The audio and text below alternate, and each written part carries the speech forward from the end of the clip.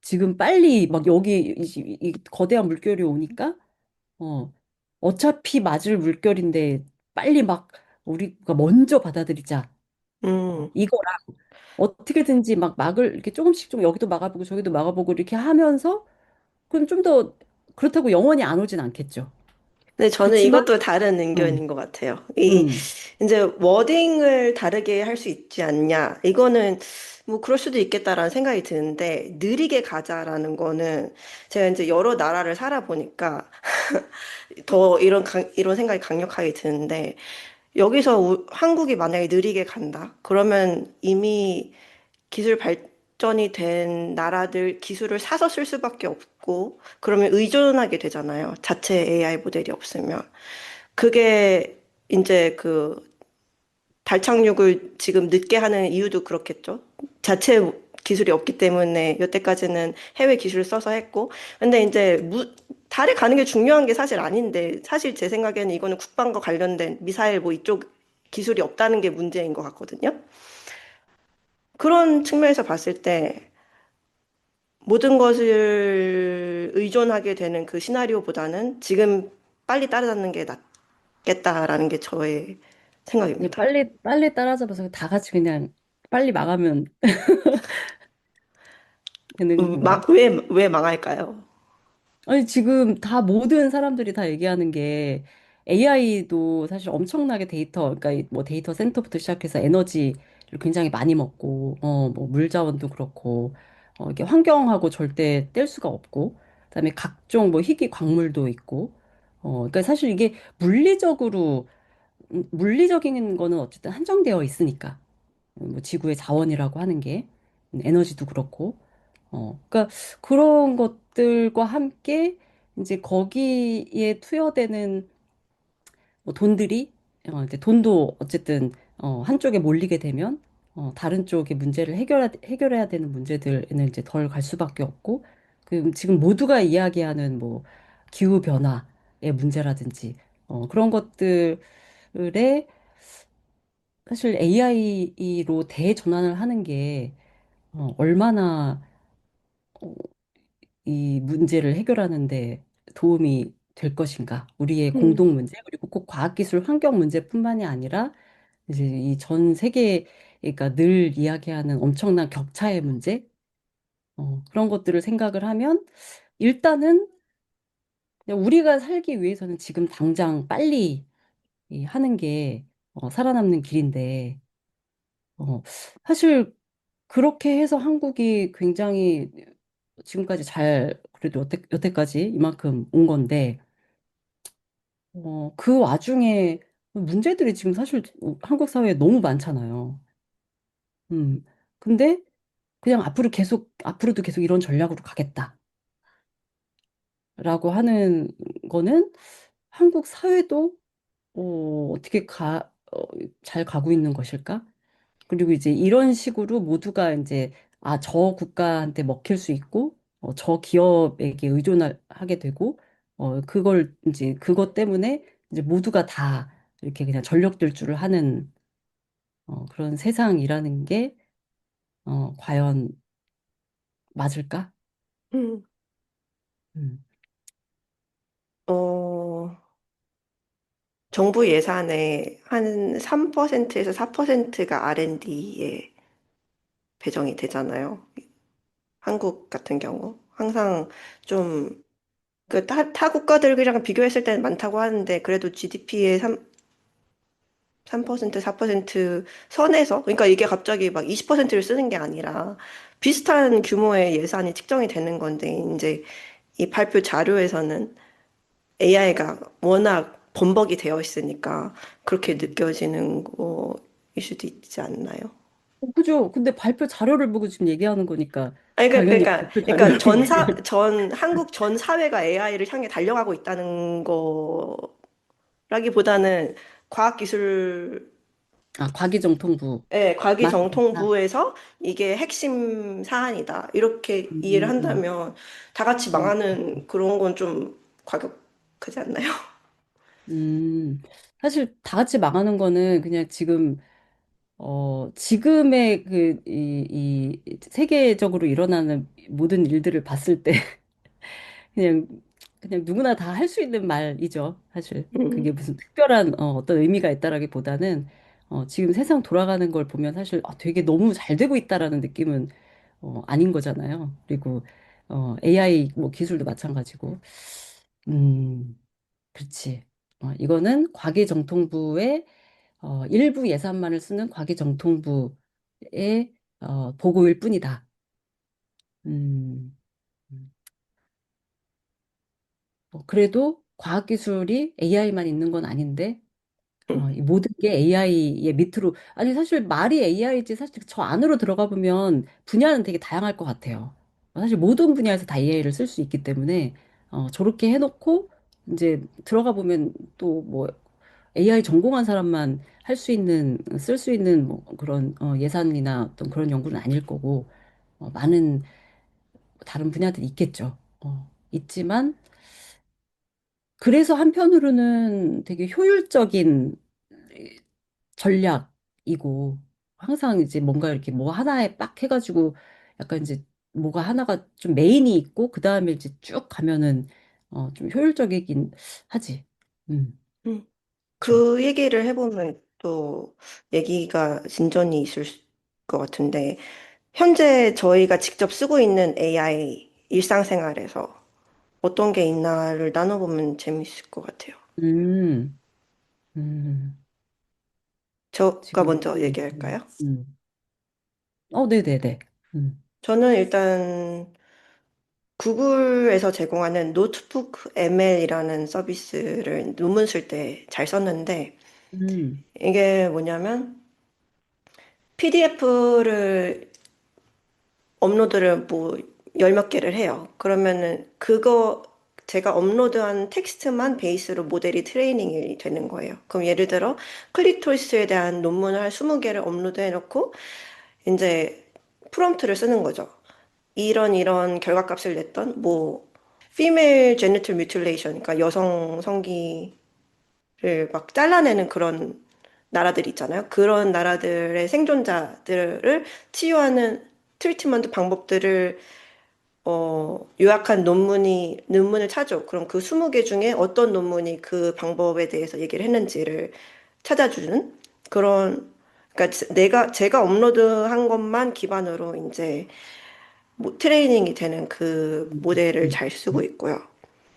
그리고 이제 챗 GPT랑 제미나이도 둘 다 유료 서비스를 쓰고 있는데, 챗 GPT를 쓸 때는 되게 최근에 이제 유용했던 거는 제가 지금 진행 중인 게 되게 많잖아요. 막 학회 준비도 해야 되고 사업도 해야 되고 논문도 써야 되고 그러면은 되게 막 우선순위 뭐 일정 어떻게 계획을 해야 되는지 모르겠으니 너무 이제 오버웰밍 하니까 이런 데드라인이 있고 이런 일들이 있고 나한테 개인적으로 우선순위는 이거고 이런 사람들과 연락을 해야 돼.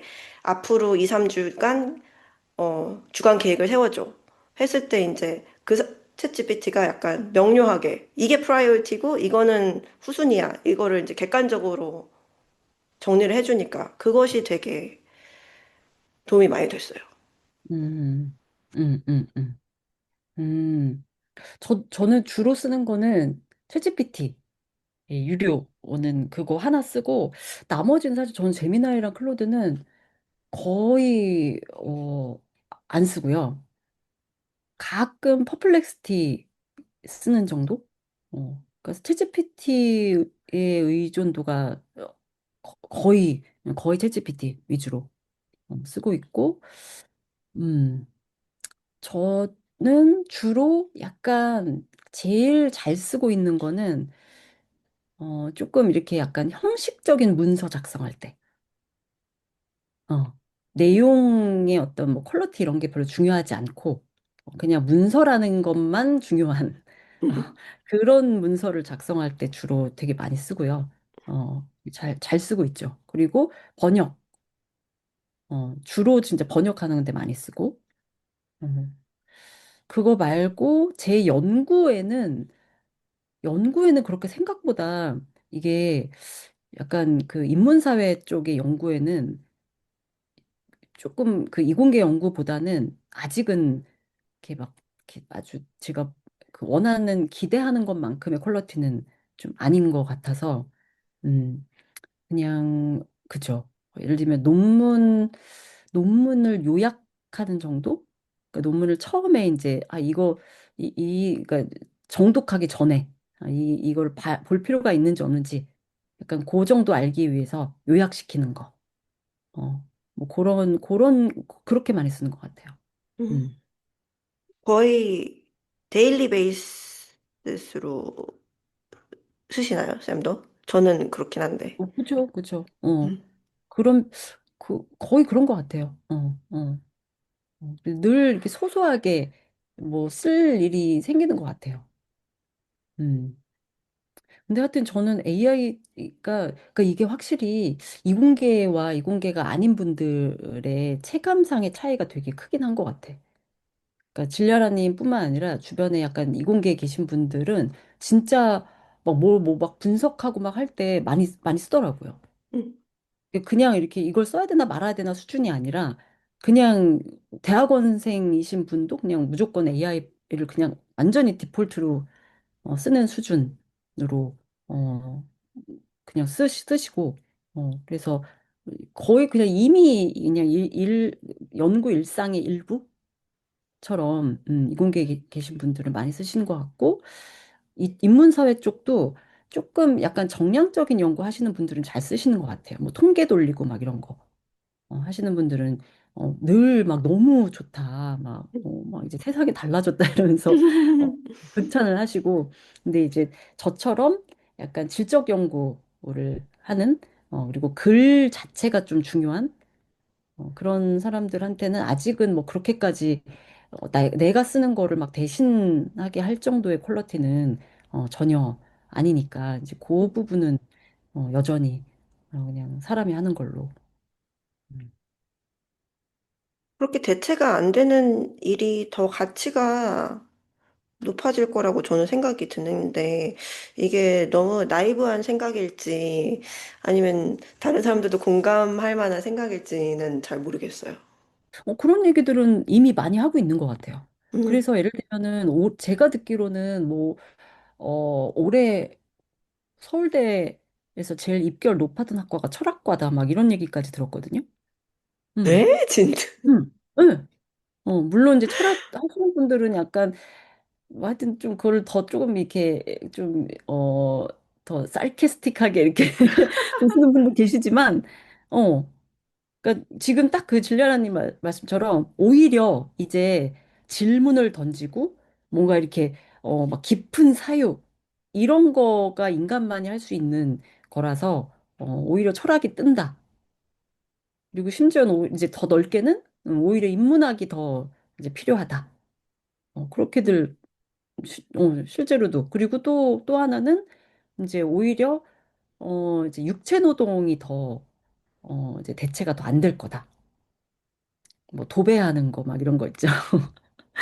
이런 거는 절대 뭐 이제 AI가 못할 거다. 근데 물론 이제 지금 이제 막 피지컬 AI 나오고 AI 이제 로봇 막 휴머노이드 나오면 이제 그런 건 어떻게 될지 모르겠지만 그래도 여전히 되게 뭔가 되게 하여튼 굉장히 이렇게 임기응변이라든지 막 이런 게 필요하거나 뭔가 사람과 사람 뭐 대면해야 되고 막 이런 것들은 어, 오히려 더 가치가 있다. 그런 게 더 대체가 안 될 거다. 다들 그렇게 얘기하는 것 같아요. 근데 그런 면에서 돌봄이 대체가 안 될 것 같은 분야인데, 아까 말씀하시는 걸로 봤을 때는 그렇게 받아들여지고 있지 않는 것 음, 같아서, 혹시 좀 더 구체적으로 말씀해 주실 수 있나요? 어떤 어, 적용들이 음, 있는지? 음, 제일 많이 얘기하는 건 돌봄 로봇. 어떤 어, 돌봄을 로봇이 지금 제공을 할 수 있어요? 어, 아예, 그러니까 물리적으로 이렇게 뭐 이렇게 들어서 옮기고 약간 뭐 이런 환자들 이런 것도 있고 지금 아직까지 나온 돌봄 로봇은 제가 알기로는 되게 좀 초보적인 거기는 해요. 그러니까 예를 들면 독거노인들. 있으면 독거노인들 집에 매번 사람이 찾아가고 막 챙기고 이러기 힘드니까 로봇을 한 대씩 넣어주면 그 로봇이 말동무도 되어드리고 뭐 약 같은 것도 뭐 그때 때마다 챙기고 그다음에 이제 막 쓰러졌다든지 응급 상황이 되면 연락해주고 요런 거는 지금도 이미 그런 돌봄 로봇 굉장히 뭐 AI까지는 아니지만 되게 초보적인 그런 로봇들은 어, 이미 있고요. 도입이 되어 있다는 음. 말씀이죠, 그럼. 네네네네. 네네. 음. 근데 그게 막 전국적인 것까지는 아니고 예를 들면 일부 지자체. 근데 응급시 그 알람이 가는 거랑 약 시간에 그 신호 주는 거, 이건 되게 좋은 것 같아요. 그쵸. 그러니까 필요하죠. 어. 근데 어떤 그러니까 면에서 이제 주도권이 개발자한테 넘어가고 원래 놀봉을 하고 있던 인력이 대상화된다는 건가요? 음, 그러니까 그거는 예를 들면 음, 그러니까 뭐 로봇까지는 아니고 제가 어떤 거를 들었었냐면 디지털 기저귀 뭐 그런 거를 이제 그런 얘기를 들은 적이 있어요. 그러니까 기저귀를 가는 게 굉장히 그 일을 하시는 분들한테는 엄청 하여튼 힘든 일이잖아. 하루에도 몇 번씩. 근데 거기에 디지털 감지 장치 같은 거를 붙여서 이제 기저귀를 만들면 그때마다 이제 뭐 이렇게 용변을 이렇게 봤을 경우에 알람이 울리고 이제 그런 거죠. 근데 이제 그런 거를 만들 때 어쨌든 아직까지는 이제 그런 업체에서 이 일종의 어떤 돌봄의 디지털화가 필요하다라고 하면 사람들이 이제 일단 생각하는 게 뭔가 반복적으로 하는 되게 귀찮은 일들을 단순하고 반복적인 일들을 그대로 그냥 그거를 디지털화 하면 되는 거 아니야? 그러면 이제, 뭐, 소변 받는지 안 받는지 이제 요양보호사들이 막 일일이 확인하지 않고 알람만 울리게 하면 그때만 딱 가서 갈아 끼면 되겠지? 하고 이제 만든 거예요. 만들어서 쓰게 했더니 결국 그 요양보호사들은 다 안 쓰고 싶어 하더라. 음, 왜냐면 이제 본인들이 이분들도 그 전체 그러니까 이게 기저귀를 간다라는 게 그냥 그 일 따로 하나로 존재하는 게 아니라 이분들이 어떤 한 환자를 처음부터 이렇게 돌본 리듬이 있잖아요. 아침에는 뭐 하고 뭐 이렇게 뭐 그다음 약 챙긴 다음에는 뭐 한 번씩 확인하고 쭉 전체 리듬에서 얘만 딱 디지털화가 딱 된다고 해서 이분들의 일이 확 줄어드는 게 전혀 아니다. 음, 오히려 이분들의 일이 추가가 되는 거예요. 왜냐면 알람이라는 게 이분들이 그 몇 년 이제 하시는 분들은 느낌이 딱 있는 거죠. 알람 안 울려도 내가 요쯤에는 갈아드려야 될 것 같다. 아니면 일의 흐름상 지금 소변 보온 거는 맞는 것 같은데 조금 여기서 더 있다가 한 뭐 20분 후에 갈아도 된다. 그 사이에 다른 할 일이 있다. 이런 이제 본인만의 그 일 흐름이 있는데 얘는 알람을 막 이제 디지털로 바꿔놓으니까 알람이 막 울려. 그러면 이제 이 요양보호사는 원래 같으면 알람이 안 울리면 알아서 인지한 상태에서 자기의 일 흐름대로 해도 되는데 이제 그 흐름이 다 깨지고 알람은 울리니까 가서 어떻게 해결해야 되고 막 이런 거. 그다음에 뭐 알람이 또 오작동. 그러니까 일이 오히려 더 분명히 용변 안 부신 것 같은데 알람이 울려. 그럼 어떻게? 한번 가봐야지. 막 이런 것 때문에 이제 실제로는 너무 쓰기가 불편한. 그러니까 우리가 이제 이 일을 오히려 이렇게 대체를 하면 더 쉽겠지. 그리고 그 시간에 이 뭐 요양보호사들이 뭐 다른 일을 한다든가 아니면 뭐 쉬게 한다든가 아니면 그러면서 인력을 감축한다든가 그런 걸 상상하고 사실은 비용 때문에 이제 디지털화를 하려고 하는 건데, 현실은 이분들의 현실을 고려한 상태에서 여기서부터 밑에서부터 데이터가 올라가서 디지털화가 되는 게 아니라, 이제 뭐 업체나 이런 데서 봤을 때, 요것만 바꾸면 되겠네. 하는 식으로 이제 되면, 이 현장에 계시는 분들한테는 일만 더 늘어나고, 하여튼 뭐, 원래 의도했던 대로 또 안 되고, 하여튼 뭐, 요런, 음. 음. 문제가 있는 것 같아요. 그래서 제가 한번 그런 논문도 짧은 글도 쓰긴 했었어요. 그 의료, 헬스, 케어 AI가 어떻게 만들어졌으면 좋겠는지, 그런 글도 쓴 적이 있거든요.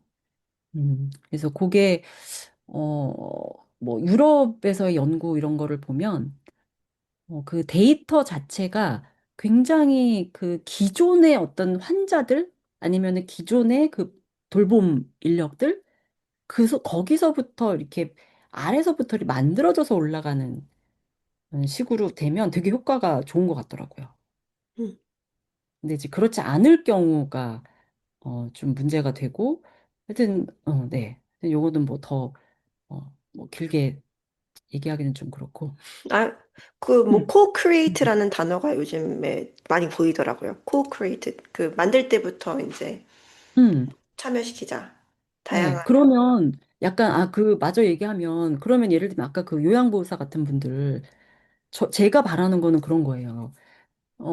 그런 분들의 일이 디지털화가 되는 건 너무 좋은데, 그랬을 때, 만약에 이분들이 대상화가 된다라고 제가 표현을 한 거는 뭐냐면, 만약에 디지털화가 돼서, 뭐, 로봇이 됐든 아니면 무슨 뭐가 시스템이 됐든 만들어져서, 이분들이 다 일자리를 잃어. 그걸 제가 사실 대상화라고 표현을 하는 거거든요. 이분들의 이 일이 그냥 기계로 대체가 되면서 그냥 이 사람들은 그냥 자기 원래 일을 그냥 못하게 되고 밀려나는 거죠.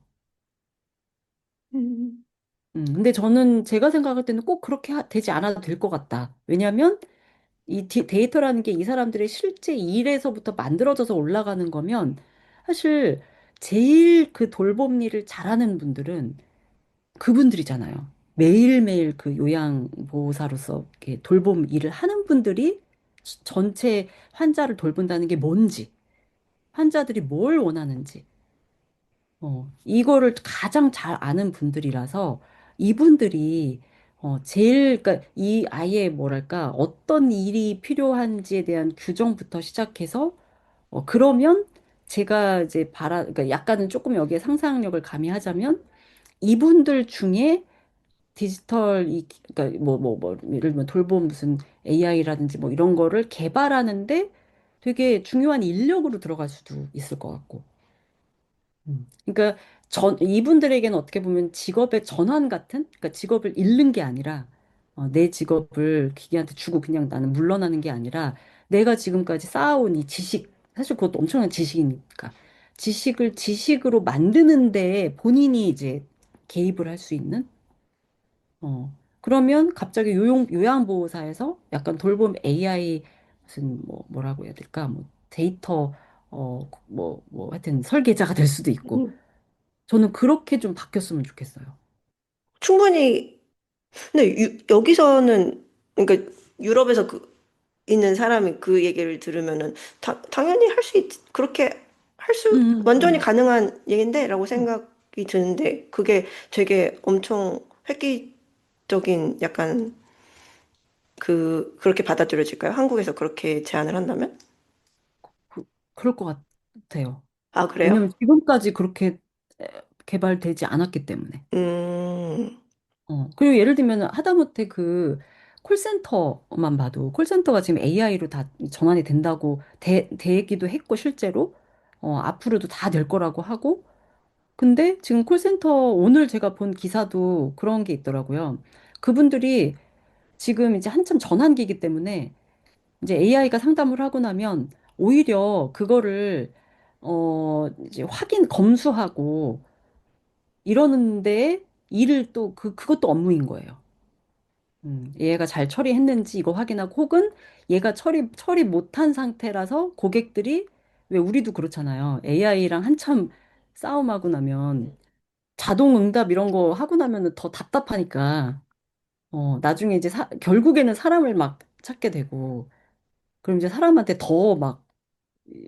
더 이게 막더 화가 막 난 상태에서 막 얘기를 하고 그러니까 지금의 단계가 이제 콜센터를 보고 있으면 어쨌든 이분들의 기존에 해왔던 일들이 전환이 되고 아마도 이분들이 지금까지 해왔던 어떤 이 업무 처리를 어떻게 하고 응대를 어떻게 하고 이런 매뉴얼도 있을 거고 그리고 쌓아왔던 것들을 다 데이터화해서 그걸로 이제 AI를 만들 텐데 그 과정에서 이분들이 전혀 그러니까 주인공이 지금 되지는 않구나. 음, 오히려 이 데이터를 그러니까 AI의 업무를 그러니까 더 이렇게 약간 개선하기 위해서 옆에서 확인해주는 추가적인 작업을 하고 그거에 대해서 되게 정당한 대가를 받기보다는 음, 지금까지 이만큼 이렇게 해온 거에 대해서 내가 이 지식의 어떤 지식을 만든 사람이다라는 거에 대해서 이제 그런 보상을 받거나 하다못해 금전적인 보상이라도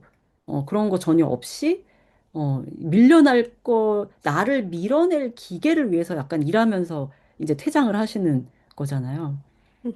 그러니까 이게 어떻게 보면 뭐 이렇게 패러다임이 바뀌는데 어쩔 수 없지. 뭐, 그렇다고 뭐 사람이 계속 끝까지 하면서 버틸 거야? 그렇게 미련한 짓을 할 거야? 라고 생각할 수 있죠.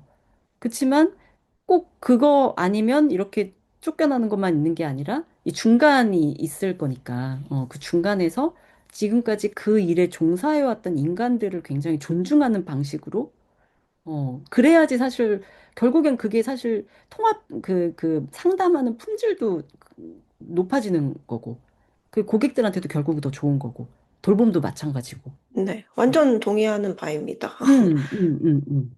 그죠? 그러니까 그런 것들이, 이게 예를 들면 제가 더 그냥 이상적인 거를 말하자면, 그런 것들이 더, 예를 들면 이런 정부 보고나, 그러니까 꼭 뭐 과기정통부에서 그거를 아니, 과기정통부도 관련이 있겠죠. 뭐 디지털화 이런 거니까. 어쨌든 꼭 뭐 이런 것뿐만 아니라 모든 무슨 뭐 기업에 뭐가 됐건, 그러니까 우리가 AI를 얘기할 때 그런 것들이 이렇게 우선이 되면 어차피 바뀔 건데, 꼭 이렇게 우리가 이렇게 안 바뀌면 다 큰일 나고 지금 안 쫓아오면 큰일 나고 다 대전환 될 거고, 이런 식으로 막 이런 워딩을 쓰는 것과 음, 다른 어딩으로 사람들의 다른 어떤 그 정동을 불러일으켜서 이 전환을 하는 것 좀 다르게도 할 수 있지 않을까. 그러게요. 지금 시간이 길어져가지고 그러니까 슬슬 너무 마무리 맞아요, 맞아요. 하면서 근데 선생님 랩장님 말씀을 들어보니까 워딩이 중요할 수도 있겠네요. 이게 항상 뒤쫓기는 마음으로 임하는 것보다 좀 더 다 같이 새로운 시대를 맞이하는데 참여해보자. 뭐 이런 식의? 그쵸, 그쵸, 어, 그쵸. 그렇지. 꼭 우리가 막 세계 3등 안에 들자.